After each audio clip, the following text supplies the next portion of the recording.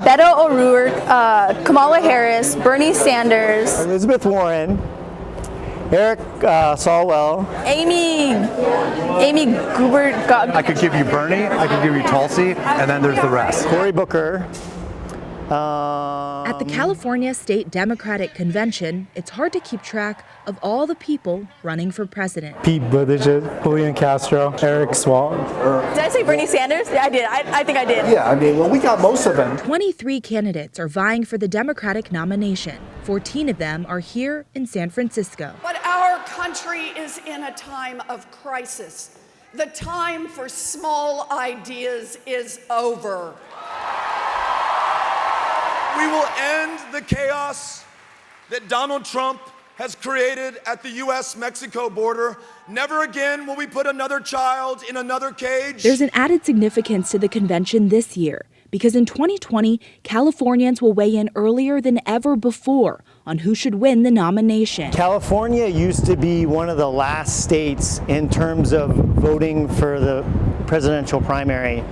California scooted itself way up, and so now we're going in March. Deeply Blue California will hold its primary on Super Tuesday now, along with 12 other states. It's a day that's likely to narrow the field and could change the course of the race. For us to be the powerhouse state that we are and to have held so irrelevant when it comes to the primaries all these years was crazy.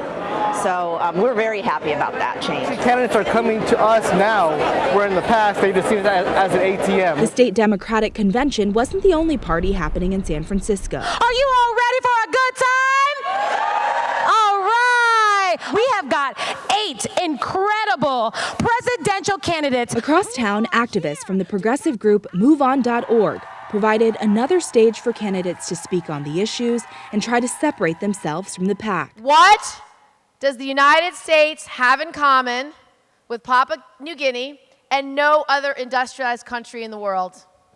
Can you guess it? We don't actually have a national paid family leave program. We have got to stop endless wars. We have got to cut military spending. How many of these videos do we have to watch to understand that even though we have some great police officers, this is not a case of bad apples. The system is broken. Something called baby bonds, making sure that every child born in America gets an interest-bearing account with $1,000 in it. And then depending on the wealth of your family, you get up to $2,000 placed into that account every single year. Many also use their time to denounce President Trump and his policies. We need to begin impeachment proceedings, and we need a new commander-in-chief. Notably absent from the weekend events was former Vice President Joe Biden. It would have been good for him to be here to share his ideas, share what his plans and initiatives are. That's his strategy. You know, I'm not going to question the guy who spent on how many national campaigns, okay? But again, focus on who's here. Some say they are certain who will win their vote in 2020. And we're here obviously supporting Kamala Harris because she is all about inclusiveness and diversity. I mean, I would love to see Joe Biden get it. It's very important that Bernie becomes a Democratic nominee. But most people aren't ready to commit to any one candidate. No, you know, I'm not set on Elizabeth Warren. I'm not a voting delegate, but I'm also not, as a voter, quite determined yet. I haven't made my decision yet, but I mean, I'm here to learn more about the candidates. With a field this large in a race this wide open. Would you like a neutral blue ribbon for your lanyard? There's no consensus yet on who's best equipped to take on the president. People are saying, oh, there's 20-something. I wish there was 50-something. They're all good people. They're all solid candidates. It's not like, okay, there's a lot of wannabes and they're really embarrassing to the party. It's insane. It's ridiculous. I feel like it's a tactic, but we're not quite sure what the tactic is. But yeah, it's far too crowded right now. I think it's confusing a lot of people. Despite the confusion, there is clarity here on what winning would mean and what Democrats are fighting against. Look, a lot of people want to talk about the guy in the White House, and I get it. Ugh.